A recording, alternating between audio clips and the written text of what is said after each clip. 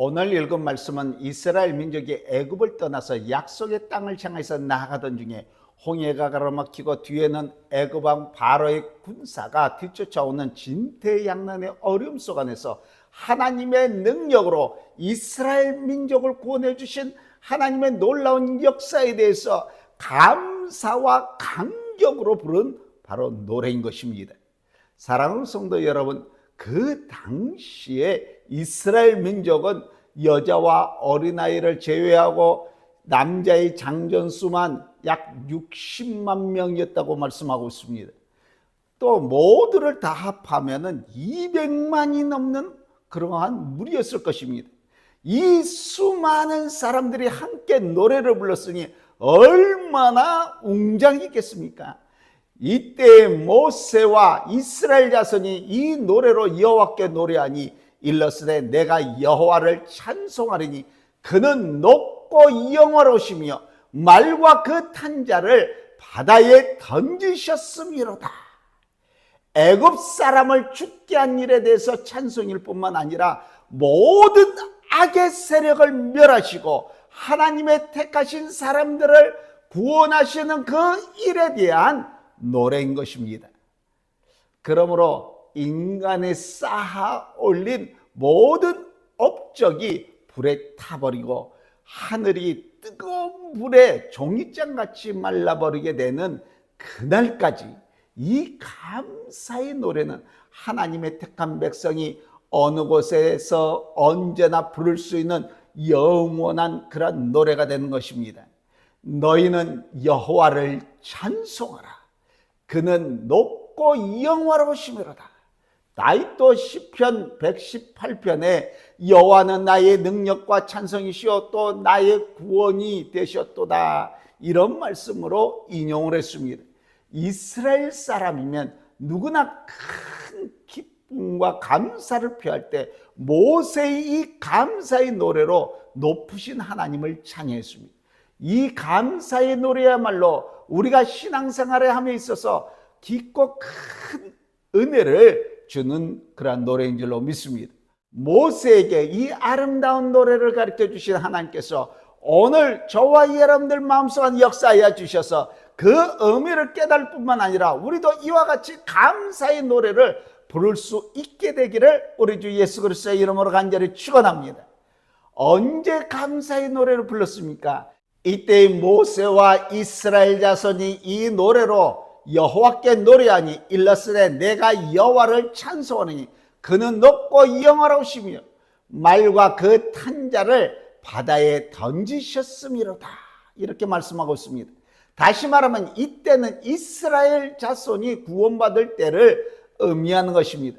출애굽기 14장 31절 말씀에 보니까 이스라엘이 여호와께서 애굽 사람에게 행하신 그 큰 능력을 보았으므로 백성이 여호와를 경외하며 여호와의 그의 종 모세를 믿었더라, 이렇게 말씀하고 있습니다.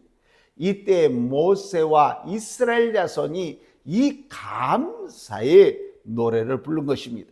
6월절이 지나면서도 이 노래를 부른 것이 아닌 것입니다.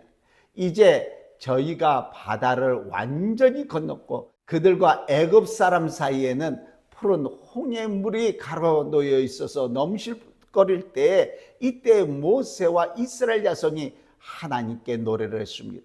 지난날의 생활을 돌이켜보면 두려움과 억울함 그리고 한숨뿐이었습니다. 그런데 이제는 그와 같은 노예 생활이 지난 일이 되고 말았습니다.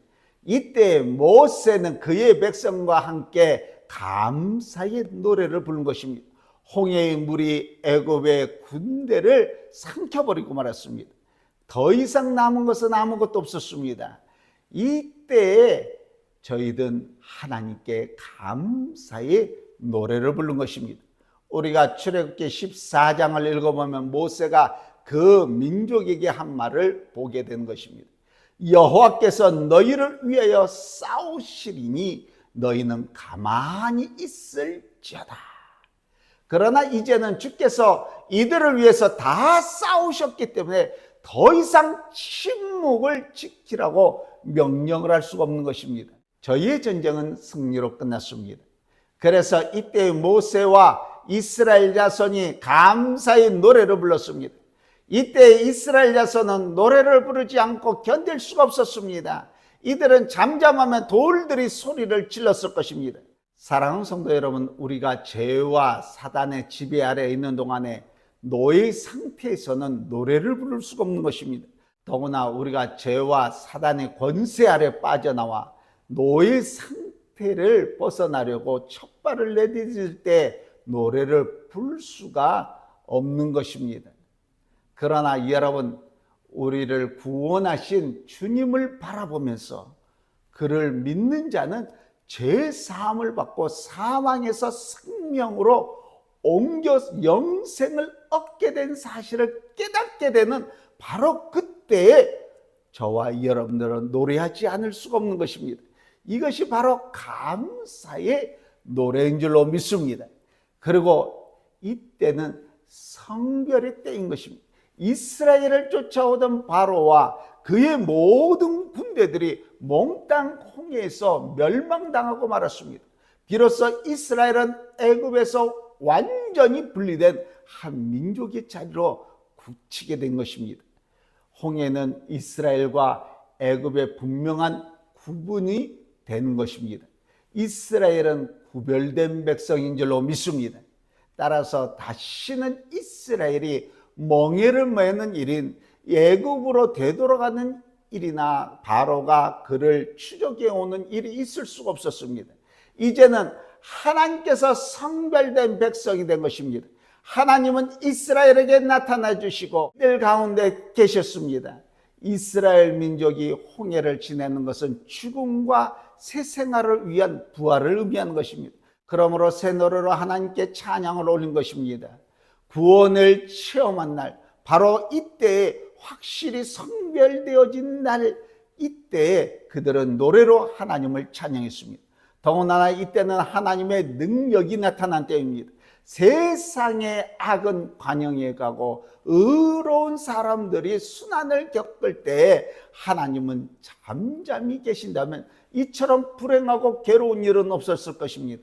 이스라엘 민족이 하나님의 도우심으로 애굽에서 떠나기는 했지만 얼마 못 가서 뒤에는 애굽 군사가 쫓아오지요. 앞에는 홍해가 가로막아 있지요. 얼마나 당황했겠습니까? 그러나 하나님이 저희와 함께하여 주셔서 홍해를 육지같이 건너게 되고 뒤를 쫓아오던 애굽 군인들은 홍해에서 몰살되어 버리는 것을 볼 때 하나님의 놀라운 능력에 감격하지 않을 수가 없었습니다. 그러므로 저희는 감사의 노래를 불렀던 것입니다. 그런데 여러분, 이 감사의 노래는 영원한 노래가 되었습니다. 우리가 믿음으로 산다면 언제나 믿음으로 노래를 불러야 되는 것입니다. 이스라엘 민족은 믿음이 별로 없었기 때문에 그때의 노래를 불렀지만은 몇 날 못 되어서 하나님을 향하여서 불평을 하였습니다. 날씨가 좋을 때만 노래를 부르는 것은 참된 감사의 노래가 아닌 것입니다. 흐린 날에도 노래를 해야 되는 것입니다. 만사가 잘 되어 갈 때 하나님을 찬양한다는 것은 특별할 것이 없는 것입니다. 낮에 부르는 노래는 사람이 스스로 부르는 노래이지만 밤중에 부르는 그 노래는 사실은 하나님이 주신 것입니다. 밝을 때 부르는 노래는 알고 부르는 것이지만 어두울 때 부르는 노래는 모르고 부르는 그런 노래인 것입니다. 믿음은 단순한 약속 위에 아무것도 보이지 아니하지만은 하나님을 의뢰해 나가는 것입니다. 바울과 실라는 귀신 들린 여자를 고쳐준 것 때문에 억울하게 매를 맞고 빌립보 감옥에 갇히게 되었습니다. 그러나 밤중에 하나님을 찬양하고 기도했습니다. 이 찬양은 분명히 감사의 노래인 것입니다. 이 기도는 분명히 감사의 기도였습니다. 미래를 내다보면서 부른 노래가 아닙니다. 모르고 불렀습니다. 그러나 이 감사의 노래는 기적을 일으켜낸 것입니다. 이것이 그리스도인의 생활인 줄로 믿습니다. 그러므로 땅이 변하든지 산이 흔들려 바닷 가운데 빠지든지 바닷물이 솟아나고 뛰놀든지 그것이 넘침으로 산이 흔들지라도 우리는 두려워하지 아니하리로다. 사랑하는 성도 여러분, 주의가 어렵습니까? 모든 것이 잘 안 되어서 낙심이 됩니까? 하나님께 감사의 노래를 부르십시다. 그래서 여러분들의 삶에 놀라운 기적의 역사가 일어나기를 바랍니다. 여러분, 지금이 바로 노래할 때인 줄로 믿습니다. 어떻게 감사의 노래를 부르나요? 다른 사람은 노래하지 않아도 나는 주님께 감사의 노래를 부르겠습니다. 다른 사람은 몰라도 내게는 분명히 감사할 것이 있습니다. 나는 내가 사는 동안 하나님을 찬양하겠습니다라는 고백을 여러분들 모두 다 할 수 있기를 바랍니다. 그러므로 이 노래는 놀라운 확신의 표현이 있었습니다. 이 노래 중에 의심의 그림자라고는 전혀 찾아볼 수가 없었던 것입니다. 확신이 없는 사람에게는 노래가 없는 것입니다. 시편 57편 7절과 8절 말씀 보시기 바랍니다. 다윗은 이렇게 확신 가운데 노래를 했습니다. 하나님이여, 내 마음이 확정되었고 내 마음이 확정되사오니 내가 노래하고 내가 찬양할지어다. 내 영혼아 깰지어다. 비파야 수금아 깰지어다. 내가 새벽을 깨우리로다. 이 얼마나 신념에 찬 그러한 성도의 노래인 것입니까? 오늘 모세가 부른 감사의 노래도 바로 그렇습니다. 여호와는 나의 힘이시오 노래시며 나의 구원이시로다. 우리는 승리와 기쁨의 노래를 불러야 될 줄로 믿습니다. 의심과 두려움은 하나님의 자녀에겐 좋지 않은 그런 병인 줄로 믿습니다. 우리가 하나님 앞에 나갈 때 어떻게 온전치 않은 신앙을 가지고 사시는 하나님께 경배할 수가 있겠습니까? 그럴 수는 없는 줄로 믿습니다. 우리는 하나님 앞에 온전한 찬양을 드려야 될 줄로 믿습니다. 저와 여러분들이 드리는 이 예배는 사시는 하나님께 온전한 마음을 가지고 우리는 드려야 됩니다. 하나님은 우리의 가장 소중한 것으로 찬양받기를 원하신 줄로 믿습니다. 주님의 자비는 너무 확실하고 너무 진실하기 때문에 우리는 온전한 믿음과 성실을 가지고 드려야 되는 것입니다. 확신을 가지고 드리는 그 찬양을 하나님이 기뻐하시며 이 찬양에는 기쁨이 있고 다른 사람들에게 은혜가 된 줄로 믿습니다. 그럼 누가 노래를 하겠습니까? 오늘 본문 출애굽기 15장 2절 말씀 여러분들 보시기 바랍니다. 여호와는 나의 힘이시오 노래시며 나의 구원이시로다. 그는 나의 하나님이시니 내가 그를 찬송하리요. 내 아버지의 하나님이시니 내가 그를 높이리로다. 감사의 노래는 전적으로 하나님에 관한 그런 찬양인 것입니다. 모세에 관한 말은 한 구절도 있지를 아니합니다. 이 노래를 끝까지 읽어보면 거기에는 모세나 아론이나 미리암이나 누구든지 사람의 이름은 들어있지 않은 것입니다. 모세는 위대한 민족의 지도자였습니다. 그러나 모세를 노래하지는 않았던 것입니다. 사랑하는 성도 여러분, 하나님은 모든 것 중에 모든 것인 것입니다.